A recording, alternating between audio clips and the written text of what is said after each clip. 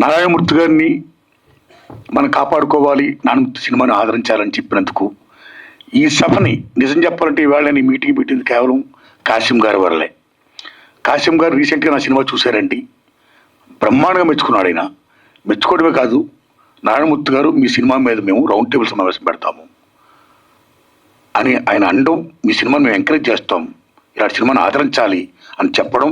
ఆ దశలో భాగంగా రౌండ్ టేబుల్ సమావేశం బదులు మీరు షో వేయండి, చాలామంది ప్రముఖులు పిలుస్తాను, ప్రెస్ ముందు మనం చెప్పుకుందాం, ఆ రకంగా పబ్లిష్ చేద్దాం అని చెప్పడం జరిగింది. సో ఇంత చేసినటువంటి కాసిం గారికి నేను హృదయపూర్వక ధన్యవాదాలు చెప్పుకుంటున్నానండి. Thanks a lot. ప్లీజ్.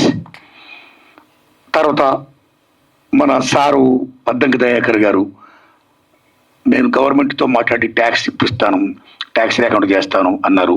అలాగే మా శ్రేయోభిలాషి ప్రముఖ కవి అందశ్రీ గారు కూడా ఈ సినిమాకి ట్యాక్స్ ఎగ్జామ్షన్ ఇప్పించాల్సిందిగా అద్దంకి దయాకర్ గారిని కోరారండి. థ్యాంక్స్ అలాట్ టు అందశ్రీ అన్న అండ్ దయాకర్ గారు. అయితే నా విజ్ఞప్తి, నాకు ట్యాక్స్ ఫ్రీ వద్దు, ఏం వద్దండి, నా గవర్నమెంట్ సైడ్ నుంచి ఏ సహకారం వద్దండి ప్లీజ్. నేను కోరుకునేది ఏంటంటే దయచేసి మీరు ప్రమోట్ చేయండి సినిమాని, నా సినిమా గురించి చెప్పండి, సినిమా జనంలోకి వెళ్ళి చేయండి,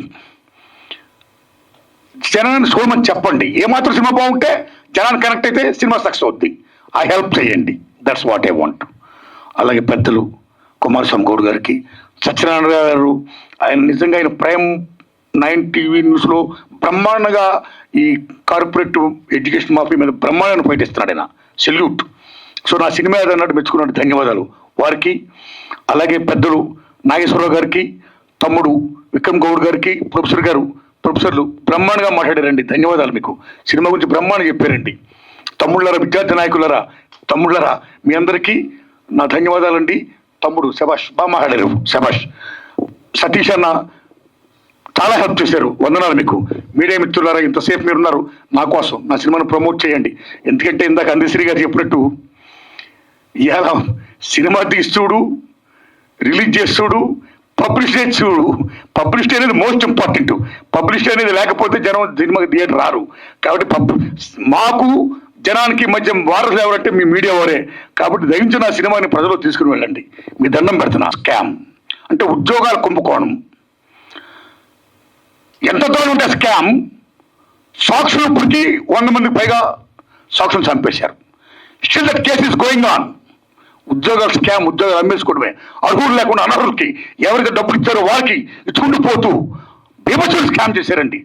ఆ ఇన్స్పిరేషనే నా cinema university.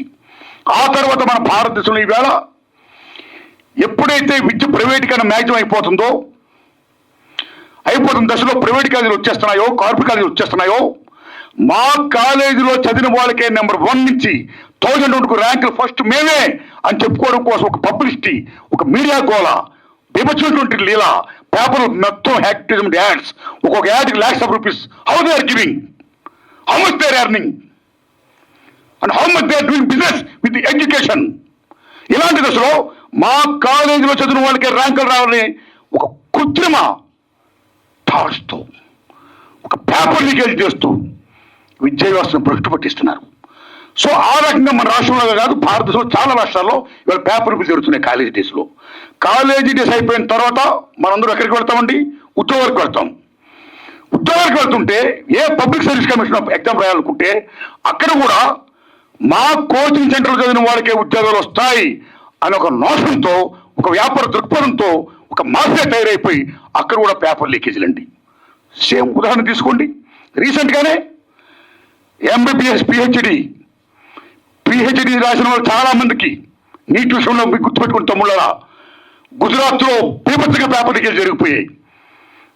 Orissa, Gujarat, UP, Maharashtra, Delhi మొత్తం కుదేలైపోయింది.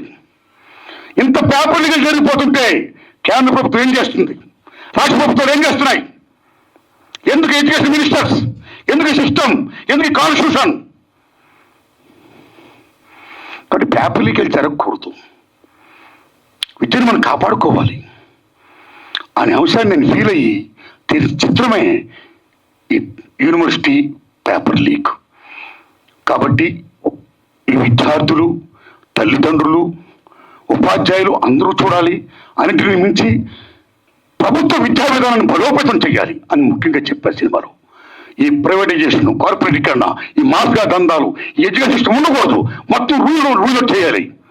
ప్రభుత్వ విద్యను కాపాడుకోవాలి, ప్రభుత్వ విద్యను బలోపేతం చేయాలి, విద్యని వైద్యుని జాతం చేయాలి అనే విషయాన్ని నేను చెప్పాను చిత్రం ద్వారా. ఈ చిత్రం ద్వారా నేను చెప్పినప్పుడు ఇందాక పాసి యాదగిరి గారు చెప్తున్నారు, వరవరరావు గారు సరసని, సాయిబాబు గారు సరసని మిమ్మల్ని కూడా పెడుతున్నాం అంటుంటైనా పెడతారంటుంటే, నేను వరవరరావు గారు అంత, సాయిబాబు గారు అంత గొప్పని కాను.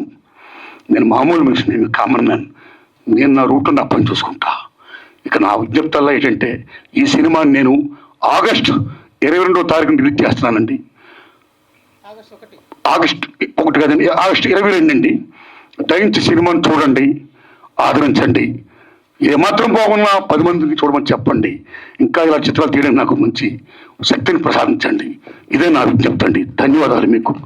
Thanks a lot.